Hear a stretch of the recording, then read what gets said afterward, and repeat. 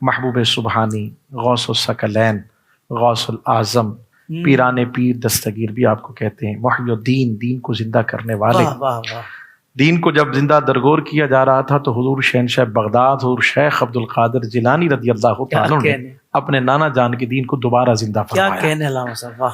آپ کے والد گرامی حضور قبلہ سیدنا موسیٰ، آپ کا اسم گرامی ہے، ابو صالح آپ کی کنیت ہے، صحیح، اور لقب ہے جنگی دوست رحمت اللہ تعالیٰ علیہ۔ چونکہ آپ ہر بات کو کہنے میں مرد دلیر تھے، حق بات کہتے تھے تو کہہ دیتے تھے، کسی کا ڈر نہیں ہوتا تھا، یعنی حق کو اچھا پیغام دینا ہے، کسی برائی سے روکنا ہے تو روک دینا ہے۔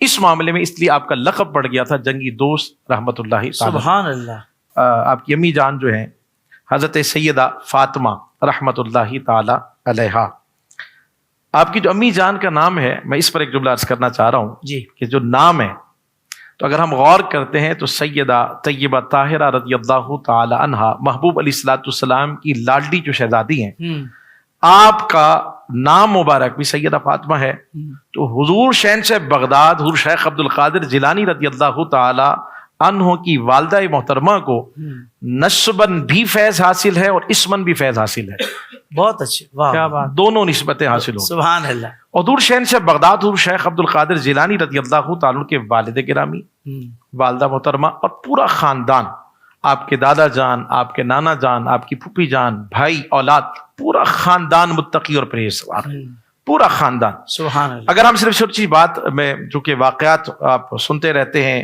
ناظرین جانتے ہیں، علماء کرام کے بیانات سنتے رہتے ہیں کہ حضور شہنشاہ بغداد حضور شیخ عبد القادر جیلانی رضی اللہ عنہ کے والد محترم جی، جو صرف ایک سیب بھولے سے کھایا تھا، اس کی معافی کے لیے جا رہے ہیں، اور والدہ محترمہ وہ ہیں کہ جنہوں نے کبھی کسی غیر محرم کو نہیں دیکھا، کبھی کسی غیر محرم کی آواز نہیں سنی، کسی غیر محرم سے کلام نہیں کیا، اور کبھی گھر سے باہر قدم نہیں رکھا۔ تو حافظ صاحب، جب باپ کا تقوی یہ ہو اور ماں کا تقوی یہ ہو تو بیٹے پھر شیخ عبد القادر جیلانی جیسی پیدا ہوتے ہیں۔ کیا کہنے، واہ یہ واہ۔ پورا خاندان، جو آپ کی پھوپھی جان ہے حضرت عائشہ ذکر کیا گیا نام، اور ام محمد آپ کی کنیت ہے، وہ آپ بڑی متقی اور پرہیزگار خاتون تھی۔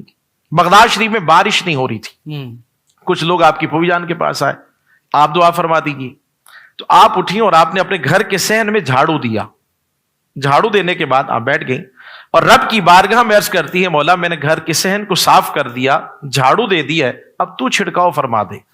وہ اتنی ہی دیر گزری تھی، وہ لوگ کہتے ہیں جو بارش نہیں ہو رہی تھی، ہم نے نماز استسقاء بھی ادا کی، اس کے باوجود بارش نہیں ہوتی تھی، بس ان کا اتنا ہی کہنا تھا کہ فوراً اللہ رب العزت نے بارش کو برسا دیا۔ سبحان اللہ۔ اب جہاں نسب کا تعلق ہے، ہم جس طرح بات کر رہے ہیں ابھی الحمدللہ، اور اس وقت پوری دنیا میں حضور شہنشاہ بغداد حضور شیخ عبد القادر جیلانی رضی اللہ تعالیٰ کے چرچے، جتنا آپ پر لکھا گیا حافظ صاحب اور جتنا بیان کیا گیا، اولیاء میں شاید کسی اور پر اتنا لکھا گیا اور بیان کیا گیا۔ کیا کہنے، یا تو گھنٹوں کا خطاب کیا جائے، یا پھر میں اپنے امام کی بات کا سہارا لیتے ہوئے اگر دو جملوں میں اس بات کو سمیٹ دوں، میرے امام سید اعلیٰ حضرت عظیم البرکت مجدد دین و ملت، امام عشق و محبت، اہل سنت کی جان، عاشقوں کی پہچان، شاہ امام احمد رضا خان فاضل بریلوی رحمۃ اللہ علیہ فرماتے ہیں، 90ویں الوی فصل بطولی گلشن، حسنی پھول حسینی ہے مہکنا تیرا۔ سبحان اللہ۔ میرے امام نے سارا تعارف دے دیا ہے مختصر دو جملوں کے اندر، کہ اگر ایک لمبی تقریر کی جائے یا دو جملوں میں کوئی پوچھے کہ حضور شہنشاہ بغداد حضور شیخ عبد القادر جیلانی رضی اللہ تعالیٰ کا تعارف کیا ہے،